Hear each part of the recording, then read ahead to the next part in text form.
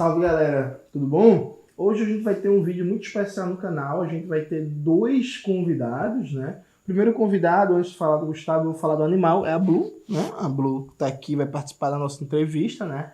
Esse animal maravilhoso. A Blue, que inclusive, ela defende o gatismo, né? Que é uma ideologia totalitária que defende matar todos os cachorros, né? Ela é fã do Stalin, ela gosta do Stalin, essas coisas. E o Gustavo Gaiofato, que é do História Cabeluda. Gustavo, que está aqui em Recife, veio aqui gravar um curso novo dele por classe esquerda, vai fazer um debate sobre uberização da força de trabalho, as novas formas de exploração e de extração de mais-valia no neoliberalismo, né? E aí eu chamei o Gustavo para a gente fazer uma conversa. Então, Gustavo, se apresenta aí para quem não te conhece, eventualmente, para eu começar essas perguntas. Bom, eu sou Gustavo Nassar Gaiofato, sou criador do canal História Cabeluda, também aí do círculo marxista-leninista e para alguns da Estalosfera, né? Tamo junto, Estalosfera, um grande abraço. E acho que é um debate importante, né? Que vem sendo construído em várias frentes a respeito de várias dinâmicas sociais, especialmente ligado ao mundo do trabalho, ao mundo político. Eu acho que esse curso sobre uberização pode ajudar a trazer luz a alguns aspectos e características importantes, né? Para a gente possa entender aí o que está acontecendo, né? Como eu vim parar aqui. Gustavo, recentemente eu lancei um vídeo, quase um filme, né? Um longa-metragem, sobre o livro do Ciro Gomes. E uma das críticas que eu fiz ao Ciro Gomes é uma crítica que não é apenas a ele, e parece que nesse campo da centro-esquerda, da esquerda da ordem, existe uma ideia muito forte que é reduzir o neoliberalismo a uma política econômica, né? Então, tem privatização, tem corte de gastos, é neoliberal, né? Então se reduz o neoliberalismo a uma política econômica e isso facilita a vida, porque imaginar uma situação pós-neoliberal é como, por exemplo, muita gente fala que o governo Lula, né, foi um governo pós-neoliberal. Ah, não, porque aumentou o gasto público, porque aumentou o papel das estatais na economia, porque fez mais concurso público, né? Ampliou a participação da economia pública no conjunto da economia nacional. E eu discordo muito disso, eu acho que essa é uma visão redutora, uma visão simplista, porque, veja, o neoliberalismo é um novo padrão de acumulação de capital que demanda uma política econômica, mas que não se resume a uma política econômica, né? E aí acho que a primeira coisa para a gente começar esse debate, né? Se eu te perguntasse, Gustavo, o que é que tu entende por neoliberalismo? Assim, qual seria a resposta para isso? Eu acho que o neoliberalismo, em primeiro lugar, ele é uma política que visa, como você falou, uma nova forma de acumulação a partir, diferentemente do que os nossos amigos ANCAP liberais falam por aí, com muita intervenção estatal, né? Com a diferença de que essa intervenção estatal não se dá na construção do welfare state, do bem-estar social, mas se dá no Estado tornando possível essas reformas e essas possibilidades de novas formas de acumulação, né? Então a gente está vendo aí, por exemplo, no Brasil, que a reforma trabalhista, a reforma da Previdência, a PEC do teto dos gastos, foi tudo conduzido graças à atuação do Estado para mobilizar esse processo, né? Então acho que esse é um primeiro ponto muito importante. O neoliberalismo ele não só está ligado a essa ideia de privatização, né? De jogar para a entidade privada, né? Não é uma parada meio laissez-faire, né? O liberalismo clássico. É o contrário, né? Quem vai falar isso não sou nem eu, né? Gustavo comunista, mas são os neoliberais, né? Que vão falar que o Estado tem que ser um Estado total, né? O professor Vladimir Safatli, no livro Neoliberalismo como Gestão do Sofrimento Psíquico, fala muito sobre isso, de como o neoliberalismo opera a partir dessa lógica, né? De o Estado intervendo forte e o Estado gerido pelas classes, pela alta classe capitalista, que está querendo, e aí esse é um segundo ponto importante, né? Então o primeiro ponto é pensar que o neoliberalismo é uma política estatal, né? Que é controlada pelas classes capitalistas, e o segundo ponto que é visando justamente esse novo processo de acumulação que se dá especialmente pela via do capitalismo financeiro, né? Então acho que esse é um ponto fundamental para se entender, que o neoliberalismo ele opera não mais numa dinâmica, como o próprio livro do Ciro trata, que é essa dinâmica da burguesia nacional, né, como se existisse essas entidades separadas, mas não, é tudo uma parada internacional. Então eu acho que o neoliberalismo ele poderia ser definido assim, uma nova forma de acumulação, uma nova política estatal controlada pela classe capitalista, e o ponto que a gente vai conversar muito no curso são as novas dinâmicas do trabalho que vêm nessa esteira, que possibilitam essa nova forma de acumulação. Por falar nessas novas dinâmicas do trabalho, na época que eu fiz meu mestrado em serviço social, estava no auge desse debate sobre precariado, né? Era a época que o Rui Braga estava lançando os livros dele lá, esse debate estava muito forte no Brasil, um debate que começou na Europa, na Espanha, França e tal, chegou no Brasil muito forte. E existe todo um debate sobre uma nova fração da classe trabalhadora para alguns, e para outros é uma intensificação da superexploração da força de trabalho a partir do aumento da precarização das relações de trabalho. E aí, o que é que tu entende por precarização? Acho que esse é um primeiro ponto. Assim, o que são os processos de precarização da classe trabalhadora, dos processos de trabalho. E a segunda coisa, acho que isso é muito interessante. Tu acha que no Brasil de hoje, vamos imaginar que Cauê vire presidente. Cauê vira presidente, ganha a eleição de 2022 com o apoio da China, né, que ele é apaixonado pelo Xi Jinping, e aí ganha a eleição de 2022. Cauê, presidente, chega o governo, nessa amarração institucional, daria para fazer um processo de recomposição, por assim dizer, de um padrão fordista que o Brasil nunca teve, como a França, né, como a Europa, mas vamos imaginar por um padrão ideal. Um padrão fordista de regulação da força de trabalho, de direitos trabalhistas, de vínculo direto, né, porque hoje em dia, terceirização, quarteirização e não sei o quê, enfim, o vínculo direto do trabalhador com o seu local de produção, seu local de trabalho, de onde é tirada a mais-valia dele, é muito mais mediado por uma série de canais institucionais, né? Então, assim, daria como presente, vamos lá, vamos voltar atrás, por assim dizer, e vamos retomar um padrão fordista de regulação da força de trabalho. Tipo assim, isso é possível no capitalismo hoje, tendo um governo de esquerda, por assim dizer, ou isso passa por um processo mais radical de reorganização do poder político, enfim, das relações de classe?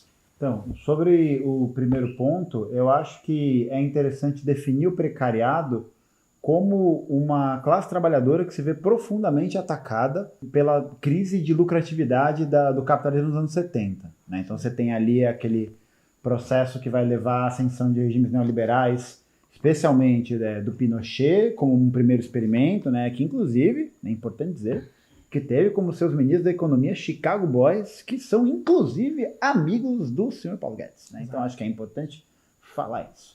Mas também os governos do Reagan e da Thatcher, né? E aí o que você tem nessa dinâmica é um deslocamento do modo de acumulação, saindo um pouco do eixo produtivo, que tinha uma certa consolidação graças à pressão e à organização da classe trabalhadora em sindicatos, mas também pelas experiências que existiam na União Soviética, que existiam dessa pressão geopolítica socialista. E aí o precariado ele vem como um resultado desses ataques das classes capitalistas que tomam o poder, né, pela via eleitoral, tomam o poder através do Reagan e da Thatcher, e aí você tem um processo de aprofundamento da insegurança do trabalho. Né? Então eu acho que o precariado pode ser definido basicamente dessa maneira. É uma tentativa de desorganização de uma classe trabalhadora que está muito consolidada nos sindicatos, né? À toa que a Thatcher ataca sindicato até não dá mais, né? É a principal instituição que ela ataca.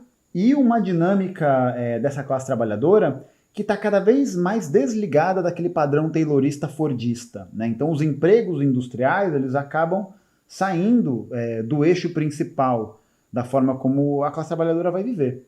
E aí a pergunta, né, o que fazer? Né? Porque as pessoas precisam continuar comendo, precisam continuar se alimentando. E aí nessa esteira, você tem essa nova dinâmica do capital financeiro que não necessariamente dialoga com uma salubridade da produção industrial, né? Que não dialoga com essa necessidade da manutenção da classe trabalhadora num bom estado de saúde. Né? Sim. E aí você tem o avanço de trabalhos que são cada vez mais precarizados, têm cada vez menos direitos, têm cada vez menos segurança, têm cada vez menos garantias de qualquer coisa. E eu acho que hoje, né, a gente pode encarar esse precariado a partir de um outro termo que também é bem interessante, que é o cybertariado, né? A Revolução Industrial 4.0, que a gente vai falar no curso também. Eu posso falar Por favor, manda ver. Eu não tenho maturidade para ouvir a palavra cybertariado sem pensar que isso parece muito uma putaria. É isso, é só isso que eu queria falar, mas continua, por favor. Cauê tá indignado com tal colocação. Mas eu acho que nos tempos que a gente vive hoje, a gente pode ver um resultado muito visível disso, né? Ver visível, ótimo. Que é o quê? A maioria da classe trabalhadora sendo obrigada a adentrar em mercados de trabalho que são conduzidos por aplicativos, né? Então, iFood, Uber, Rappi, etc., que são justamente esses trabalhos, é a forma final desses trabalhos precarizados. Não tem direito, não tem segurança, se você quebrar a perna, se você for assaltado, se tomar um tiro, não acontece nada. Não há nenhuma segurança, né? E aí, como é que você vê, por exemplo, o desenvolvimento desse neoliberalismo não só no Brasil, mas também nos Estados Unidos, na Inglaterra, em outros países do centro do capitalismo? Inclusive tem um filme muito bom sobre isso, né, do Ken Loach, que é o Você Não Estava Aqui, né, que é um filme excelente, excepcional, que dialoga justamente com isso. É uma classe trabalhadora que não tem mais acesso à indústria por causa da automatização, né, mas não porque a automatização tirou os empregos, né, mas porque você precisa continuar gerando essa exploração da mais-valia. Você precisa continuar gerando essa demanda. E aí essa demanda é gerada por esses subempregos, né, que é essa condição de trabalho que a gente está vendo agora. Então eu acho que o precariado ele nasce a partir dos anos 80, ele começa a caminhar nesse sentido, mesmo com, por exemplo, o sobrecarregamento de funcionários, né, a liofilização empresarial, que é você enxugar a empresa, você exigir que o funcionário faça mais de uma função ao mesmo tempo, e a precarização vem nessa forma meio megazord do apocalipse agora, né, com a Uber e tal. E aí, nesse sentido, acho que puxando para a segunda pergunta, como a gente está falando justamente de uma estrutura produtiva que se apresenta em escala global, falar de um retorno ao Fordismo, né, uma dinâmica industrial, talvez como o nacional-desenvolvimentismo, por exemplo, hoje, a meu ver, ele é uma impossibilidade. Né? É uma impossibilidade porque a dinâmica de como o capital opera, ela se alterou profundamente. Né? Em 70, em 80 até aqui, a gente teve muitas mudanças que, a meu ver, tornam impossível fazer esse retorno simplesmente, pronto. Política industrial agora vai, né? A burguesia brasileira vai ajudar a gente, porque a burguesia brasileira está nadando de costas, né? Tá vendo aí o Brasil acabar e o mercado está leniente, né? O mercado está feliz. Quer dizer, está despreocupado. Se acontecer ruptura democrática, se acontecer genocídio, tá suave, pagodinho. E aí o que eu acho que, nesse sentido, é inevitável que haja um processo, uma necessidade de uma ruptura da organização política. Né? Porque se o neoliberalismo é essa política, não só de privatização, mas de uma política de Estado que precarize a força de trabalho, que possibilite, né, essa nova forma de acumulação, então não é só o empresariado que tem que ser questionado, mas é essa mesma forma de organização política que deve ser questionada. Né? E nesse sentido, eu acho que é impossível fazer uma construção econômica salubre, né, ou que atenda a classe trabalhadora dentro do modelo do Estado burguês, especialmente no Brasil, né, em que as principais formas de acumulação da burguesia vão ser o capital financeiro e o agronegócio. Né? Então, para onde correr? Né? Esses setores nunca vão querer abrir mão, vão querer, não, vamos dialogar, vai ser bom para todo mundo. Isso aí enfim, né, é o liberal emocionado que vai falar que se a empresa lucrar é bom para todo mundo, que ela vai distribuir salário, né? Não é bem assim que funciona. Agora, Gustavo, tu falou sobre essa questão, né? Esses aplicativos, né? Uber, Rappi, iFood. A gente viu recentemente, né? O Galo, que é dos entregadores antifascistas, ele foi preso numa ação que não tem relação direta com isso, na questão da estátua do Borba Gato, mas eu até comentei que eu não tenho dúvida que o pessoal da Uber, da Rappi, do iFood, quando viu o BO lá da estátua, fez a sua ligação pro João Dória, para, sabe, as autoridades, bicho, segura esse cara preso aí, porque esse cara dá trabalho. A gente viu no Brasil essas tentativas recentes, né, de construir um sindicalismo mais sólido em torno dos trabalhadores de aplicativos, e aí teve o break dos apps ano passado, esse ano tentou puxar os apagões dos apps.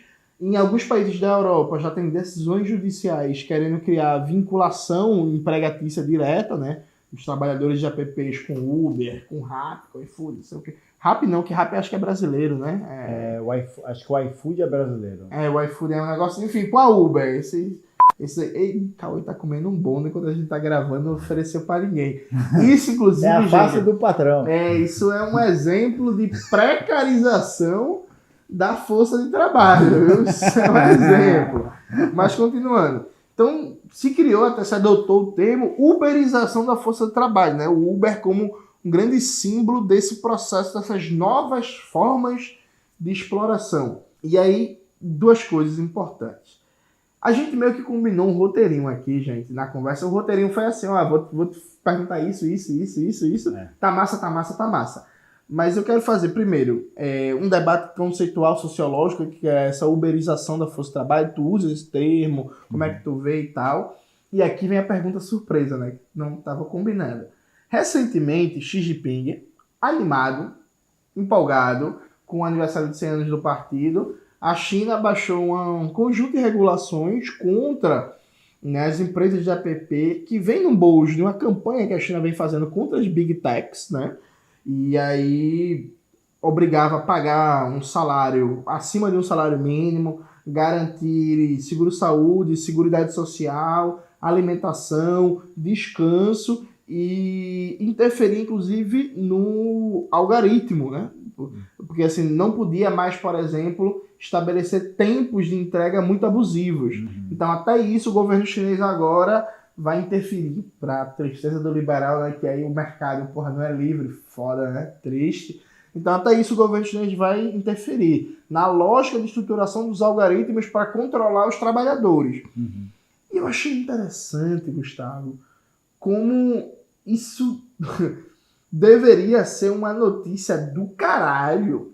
Não no sentido que a China é maravilhosa, no sentido que a China é linda, no sentido assim, bicho aí. Galera, dá pra fazer, hein? Como diria o Geraldo Alckmin, né? Dá pra fazer. Dá pra fazer, porra, aqui a China fez, vamos debater isso aqui, e aí, pô? Porque a gente não pode fazer isso também, porque a gente não segue o exemplo. E foi meio ignorado. Eu queria saber também se tu viu essa notícia da China, se tu acompanhou, o que é que tu tá achando, e por aí, essas duas perguntas. Primeiro, da notícia, não sabia. Eu sabia que existe uma cruzada pelo camarada Xi Jinping, um abraço, Xi Jinping, estamos aí com você, contra as Big Tech. Ele tá, viu, gente? Eu não tô não, senão os trotistas, anarquistas, vai ficar... Eu não tô não, eu tô aqui estudando, analisando ainda. Quem tá é Cauê e Gustavo. É isso. Mas eu já tinha visto essa cruzada da China, do governo chinês, né, dos marcos regulatórios chineses contra as Big Techs e mesmo contra só o flerte de abuso do mercado financeiro, né? Ou então um outro beijo aí pro Jack Ma, que onde quer que esteja, né?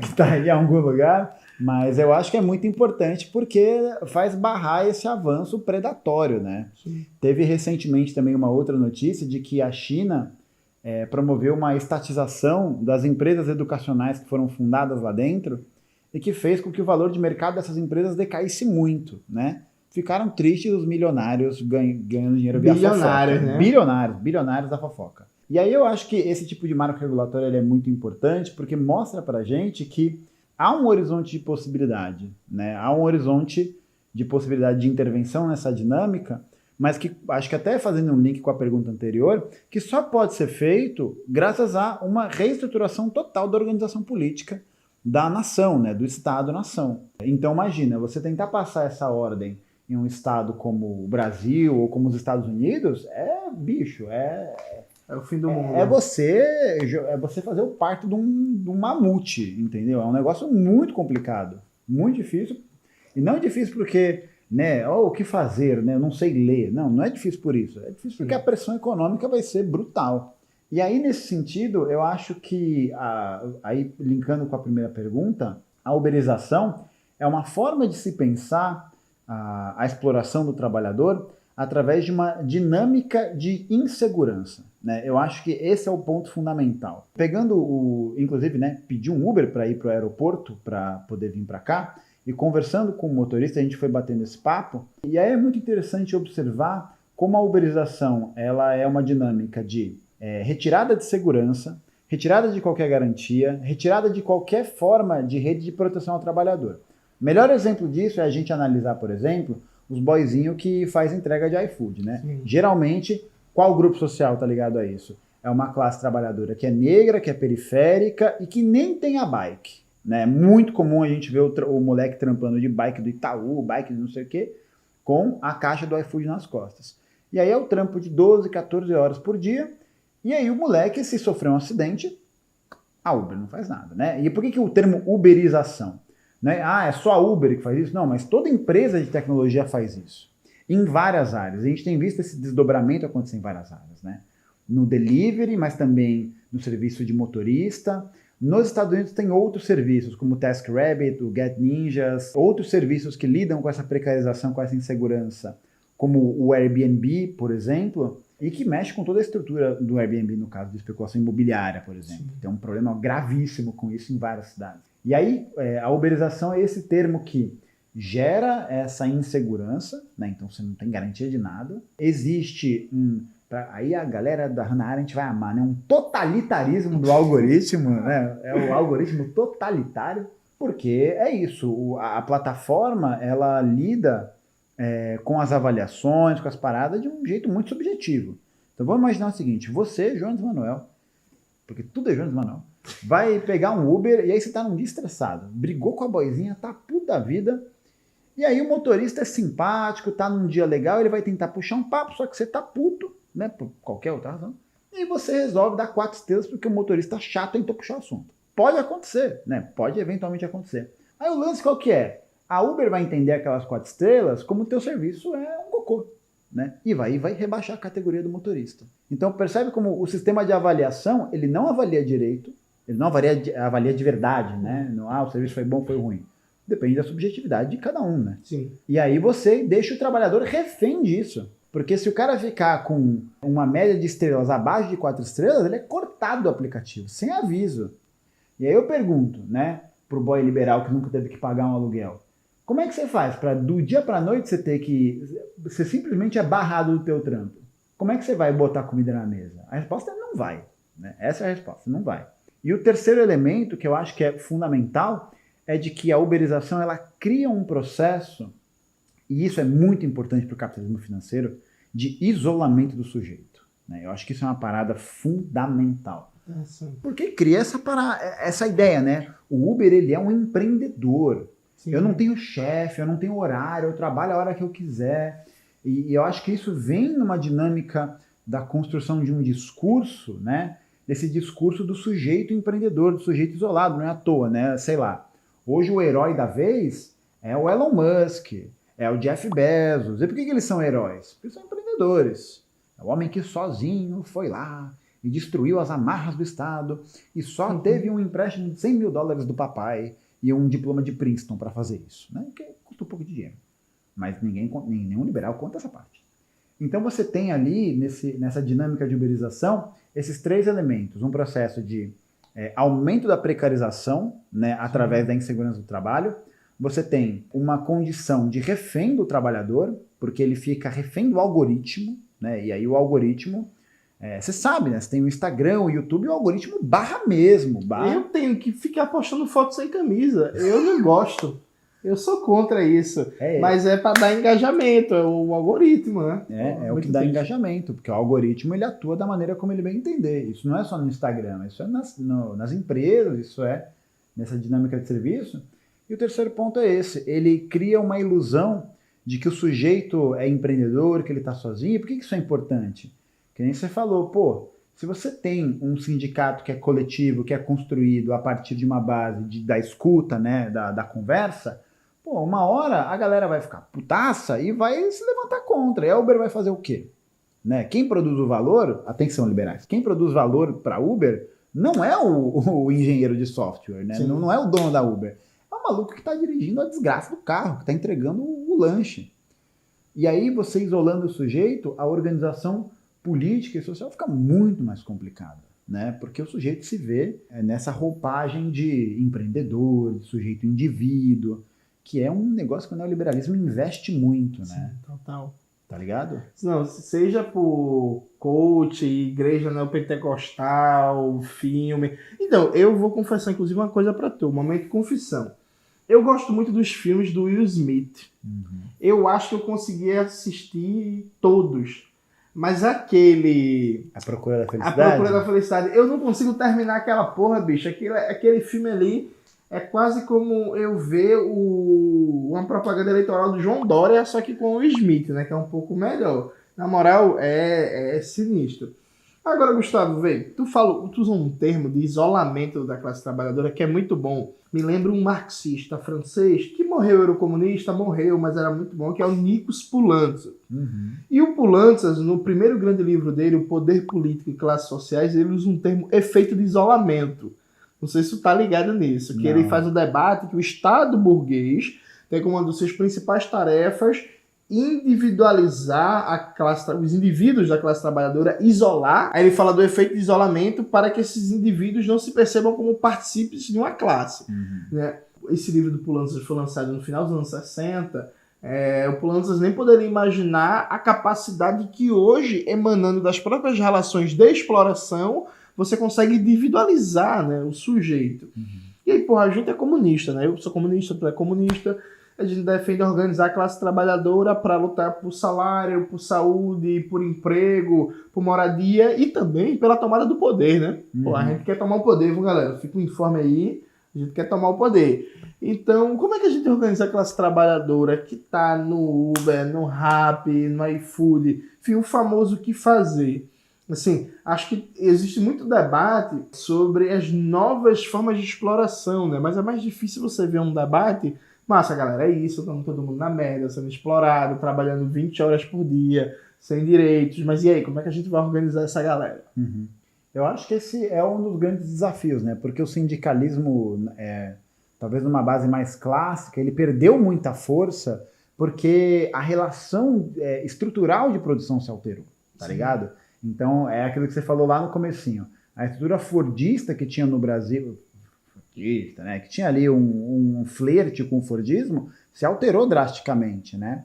E aí, o grande desafio é que os ataques que o Estado burguês faz à classe trabalhadora promove esse processo de dessindicalização. A privatização faz a mesma coisa, a liofilização empresarial faz a mesma coisa. Eu acho que, nesse sentido, é importante tentar tomar os espaços e tentar construir de maneira coletiva e aproveitar que as redes sociais podem ajudar a gente nisso, de iniciativas especialmente de trabalhadores que são do chamado, não vou usar o cybertariado, do precariado, do chamado precariado, como você citou, do break dos apps, apagão dos apps, porque é tentar criar, nesse sentido, uma rede principalmente de solidariedade dessa classe trabalhadora, né? E é um negócio que o neoliberalismo faz muito bem, e o professor Christian Dunker fala sobre isso, de que acho que o capitalismo neoliberal ele consegue uma coisa que é muito fundamental para que ele opere, porque ele silencia as pessoas, tá ligado? Ele silencia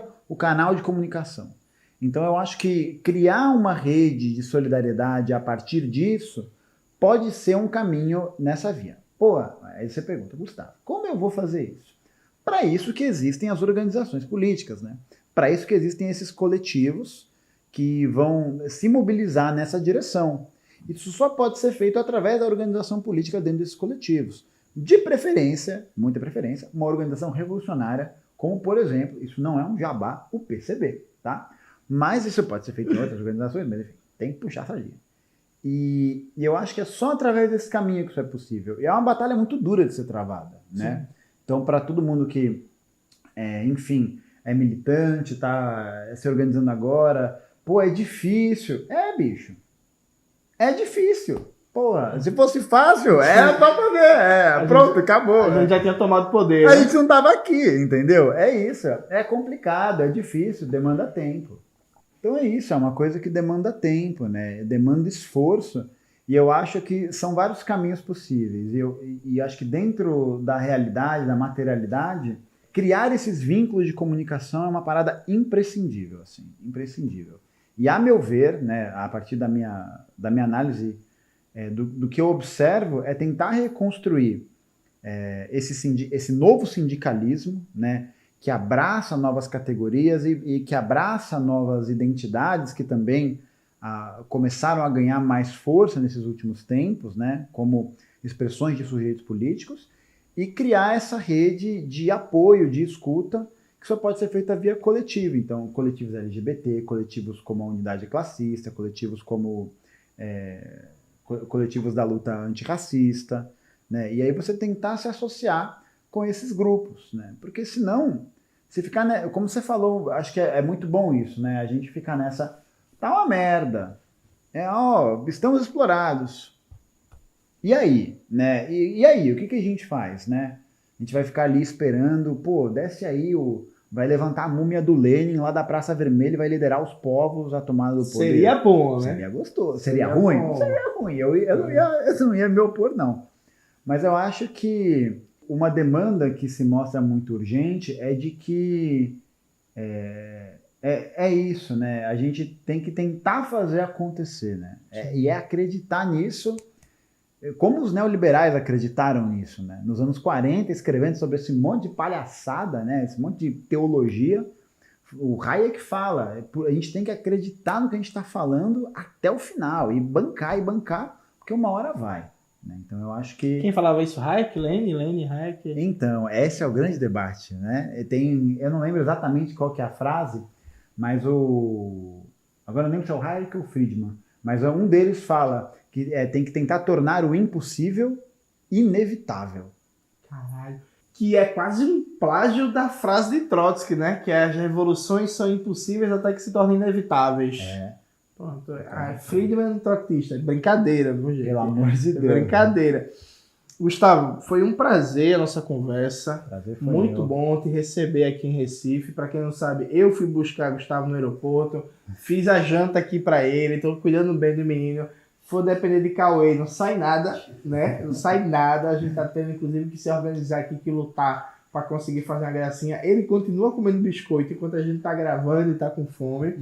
Gustavo, Instagram, canal, o curso vai estar disponível quando? Enfim, dá detalhes aí das tuas redes, das tuas iniciativas para a galera seguir, para a galera ir atrás. Bom, acho que o primeiro ponto mais importante, para além das minhas redes ou do curso, é se organizem politicamente, pessoal. Porque isso acho que nesse momento é a parada mais essencial que demanda no nosso tempo. Agora, para o momento alto jabá, eu tenho uma página no Instagram, né, um canal no YouTube que tá meio parado, porque dá muito trabalho da vida, mas tem lá umas produções que é tudo história cabeluda, né? É um H com um bigode, né? Aí Vou confessar ali pra vocês, é uma homenagem à história, a Stalin, porque como vocês podem ver, Gustavo não é tão cabeludo assim, então assim, cabelo, bigode, isso, entendeu? É isso. Então tem o canal no YouTube, tem a página no Instagram, que é o História Cabeluda, e o curso que vai abordar essas questões, que se chama Neoliberalismo, Uberização e Sofrimento, que a gente vai tratar da história de como é que essa dinâmica neoliberal consegue ascender a forma de acumulação, quais são as mudanças no mundo do trabalho que isso vai acarretar, como é que isso se reproduz na chamada uberização do trabalho. A gente vai falar de um outro conceito bem legal também, que é o sharing economy, que é bonito você dividir as coisas para falar que compartilhado, quando na verdade ninguém tem nada, né? É isso, né? Eu vou dividir a bike porque ninguém tem dinheiro para comprar 2 bikes. Uma parte também que a gente vai elaborar sobre esse sofrimento da subjetividade do indivíduo, e um outro ponto que é justamente esse, né? Parafraseando o titio Lenin, que é o que fazer, né? Que eu acho que talvez seja a questão mais urgente do nosso tempo. É isso. Boa, galera. Não esqueçam de conferir na classe esquerda, né? Vai estar lá o curso do Gustavo, vai ter também curso novo do Eribaldo Maia, que também vem fazendo um debate que se aproxima muito do debate que o Gustavo faz. Eles são parceiros de debates, de estudo, de diálogos. Tem curso novo também sobre a China, do Elias Jabbour, que vocês devem conhecer, um pesquisador que vem debatendo muito a China, né? Vem levantando um debate muito interessante sobre o que ele chama de nova economia do projetamento. E mais uma porrada de cursos no Classe Esquerda, que está sempre curso novo. E tem curso novo meu lá também, né? Introdução ao Marxismo Revolucionário, parte 1, Pensamento de Marx e Engels. A gente acabou a gravação na semana passada, foi muito explorado, inclusive, Gustavo, gravei 5 horas seguidas, né? Um negócio que deveria ter uma legislação proibindo isso. Denúncia. E acabou, tá disponível, vocês vão gostar lá. Então é isso, confiram os cursos, acompanhem as redes do Gustavo, vamos fazer esse debate, vamos se organizar e vamos fortalecer as iniciativas da classe trabalhadora para a gente conseguir virar esse jogo e construir a nossa tão esperada Revolução Brasileira, que vai chegar antes do que a maioria imagina. Eu aposto 10 anos. Para mim, 10 anos, 10 anos. Brasil socialista, e eu quero um trem-bala Recife, São Paulo aqui para melhorar a integração. A integração, a locomoção, melhorar a locomoção. É isso, galera. Um abraço e até a próxima.